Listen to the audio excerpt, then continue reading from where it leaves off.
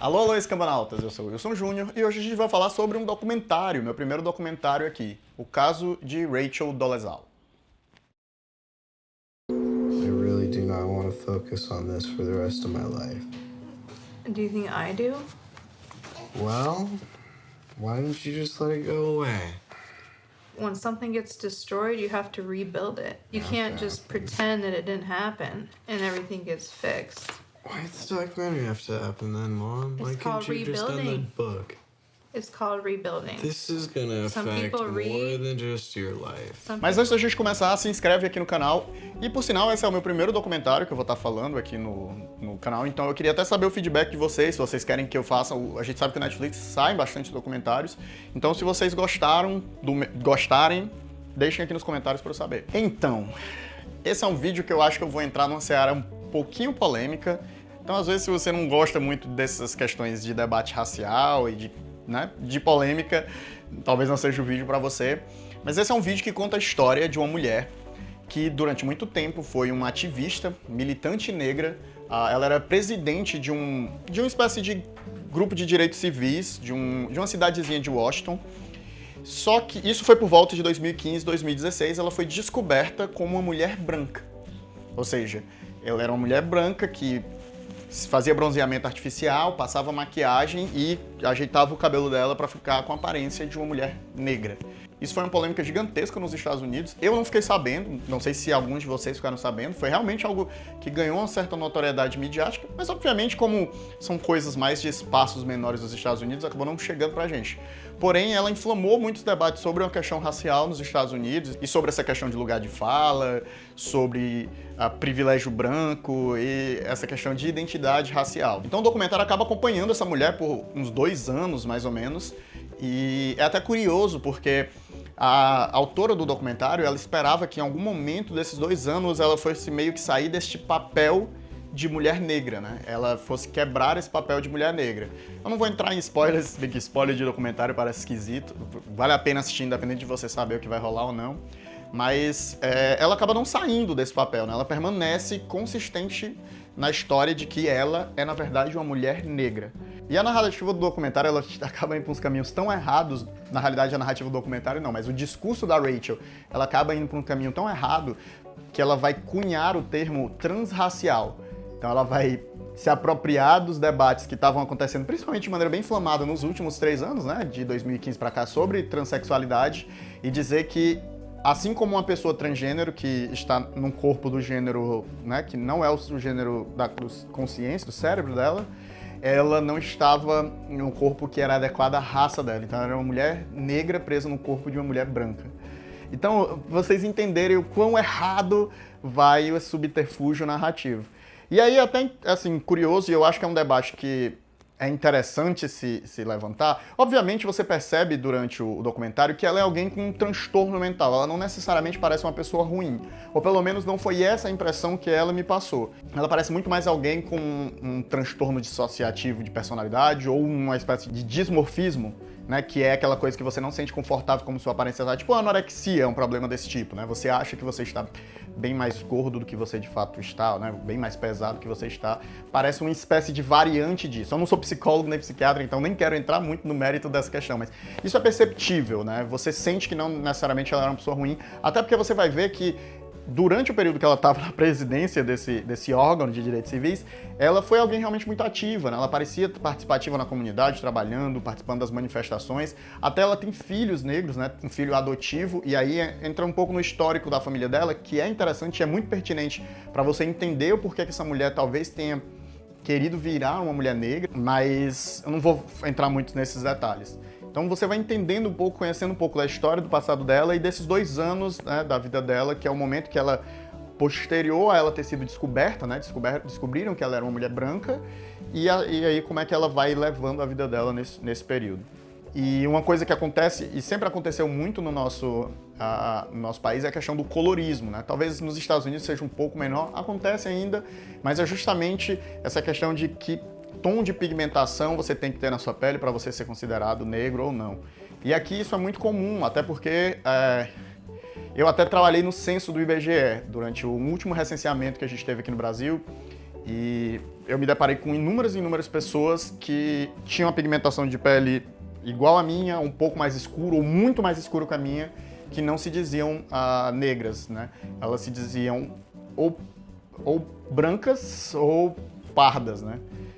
E até existe toda uma polêmica em relação à questão do que é o pardo dentro da identidade racial brasileira, porque o pardo na realidade não existe, né? E aí, dos pardos que me perdoem, o pardo não existe. Existem pessoas negras e brancas, e no nosso país essa distinção é muito fácil de fazer. E é uma questão fenotípica, né? Se você é uma pessoa que tem o cabelo mais crespo, traços faciais mais grossos, mas é parda, né? Ou seja, de uma cor similar à minha, um pouco mais claro, ou até um pouco mais escuro, você provavelmente vai ser considerado negro. Porém, se você tem esse tipo de tom de pele, tem um cabelo liso e um traço facial mais fino, você provavelmente vai ser considerado branco. E aí existe, justamente por conta disso, existe essa questão de dificuldade de reconhecimento racial. Eu, por exemplo, demorei a entender-me como negro, assim. Como foi o momento que eu percebi que eu era negro, né? Essa brincadeira, essa pergunta. E não necessariamente eu me percebi. Durante toda a minha vida, assim, pelo menos desde que eu me entendo por gente, sempre as piadas ou apelidos que eu recebi foram relacionados ao fato de eu ser negro. E curiosamente, no momento que eu me posicionei de uma forma de aceitar essa negritude, me dizer como negro, várias pessoas negaram isso, né? As pessoas dizem, você não é negro, né? Você é pardo ou você é moreno, né? Que são categorias que não necessariamente existem, né? Então, curiosamente, quando era para ser usado de uma maneira pejorativa a minha negritude, ela poderia ser usada. Quando eu uso ela para, de certa forma, me empoderar, digamos assim, né? Me aceitar, entender e pensar o meu lugar sociopolítico no mundo que é racista, aí as pessoas se chocam e estranham. E eu até entendo bastante essa questão das pessoas não conseguirem se entender ou se aceitar como negro, ou porque justamente a gente vive numa sociedade muito preconceituosa que ser negro é ruim. Né? A verdade é essa, né? Você ser negro é ruim, você vai sofrer muito mais discriminação. E não que você não se dizer vai impedir você de ser discriminado, mas dá uma sensação psicológica de que você talvez fosse ser menos discriminado, quando você de fato não vai. E na verdade o meu próprio processo partiu muito do ambiente universitário, né, de debate sobre questões raciais que eu tive dentro da faculdade, para compreender como, às vezes, o seu local, né, você entender o seu local social, lhe empodera, lhe fortalece, né, você saber que você é negro, lhe traz uma percepção para saber quando as pessoas estão olhando o torto para você e lhe discriminando por essa razão. Né? E vai entender também a lidar, por exemplo, com quando você for procurar emprego e você for rejeitado sem um motivo aparente, uma infinidade de preconceitos que estão aí na nossa sociedade, são reais, mas que, né, a gente acaba por muitas vezes ignorando. Uma das coisas que eu acho super importante a falar sobre o que esse documentário levanta é a questão do privilégio branco. Se você nunca ouviu falar sobre isso, basicamente todos os benefícios que você tem naturalmente na sociedade simplesmente por você ser uma pessoa branca. Ou seja, não necessariamente isso envolve nem questões de classe social, que obviamente vão ser mais favorecidos se você é mais branco, mas assim, independente da classe social ou de onde você nasça, existem uma série de privilégios sociais que estão inerentes a você ser uma pessoa branca. E é muito importante para mim falar sobre essa questão do privilégio branco, porque é muito irônico que uma mulher branca que está se passando por uma mulher negra ganha um documentário de quase 2 horas de duração no Netflix, enquanto outras várias mulheres negras que estão fazendo militância e fazendo trabalhos em relação aos movimentos sociais não necessariamente ganham essa atenção. Né? Então, aí a gente vê claramente o que é o privilégio branco. Então, o privilégio branco está incluso em você ser avaliado de maneira mais tolerante, de você conseguir se passar melhor nos lugares, de você não ser perseguido ou alvo da polícia.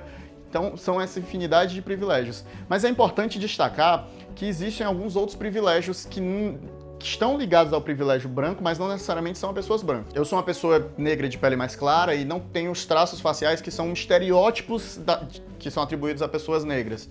Então, isso, obviamente, me confere benefícios na sociedade, porque, justamente, quanto menos negro você é, melhor você passa na sociedade. Isso é muito triste e isso acontece. Então, o privilégio branco, ele afeta nessa escala bem ampla, né? E, na realidade, se você for ver, várias vezes, por exemplo, como eu falei, trabalhando no censo do IBGE, ou você vai encontrar na sociedade pessoas que têm características negras, seja no tom da pele, mas, por exemplo, ela tem o cabelo liso, e essa pessoa vai dizer que é branca, porque, não, eu não sou negro porque o meu cabelo é liso.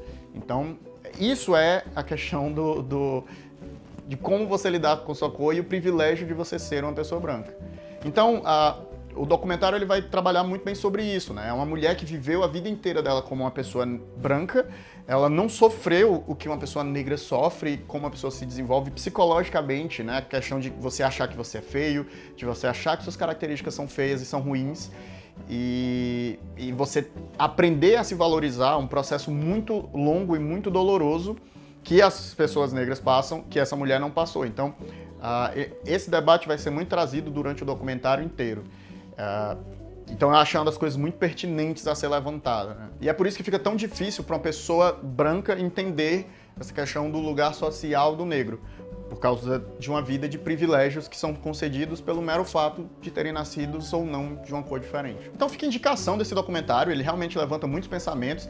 Eu destaco para você ouvir principalmente as falas de pessoas negras dentro do documentário, né? Porque são as falas mais ponderadas, as falas mais racionais, e explicam bastante o porquê é tão errado essa mulher assumir uma identidade racial negra e querer ser uma mulher negra, e levanta debates muito importantes. E eu acho que ela até vai talvez fazer você pensar duas vezes quando quiser marcar que você é negro ou pardo, quando você é claramente branco, quando for fazer um concurso público ou algum vestibular. Se você sentir vergonha dessa mulher e você tá fazendo isso, então tem alguma coisa muito errada aí. Mas se vocês assistirem, deixa aqui nos comentários o que é que vocês acharam do documentário, até da minha fala sobre essa questão racial, como é que você se identifica, talvez se você tenha realmente, sei lá, esse dilema de, eu sou branco, negro ou pardo, né? Qual é o meu lugar? É um debate super interessante, é um debate muito pertinente, muito atual. Deixa aqui nos comentários, então, sua opinião sobre isso. Se você gostou, dá joinha. Mais uma vez, se inscreve no canal. A gente vai estar sempre falando sobre essas coisas. E eu provavelmente vou trazer outros documentários, porque eu senti que o documentário me permite falar de maneira mais livre sobre alguns temas. Até a próxima e tchau!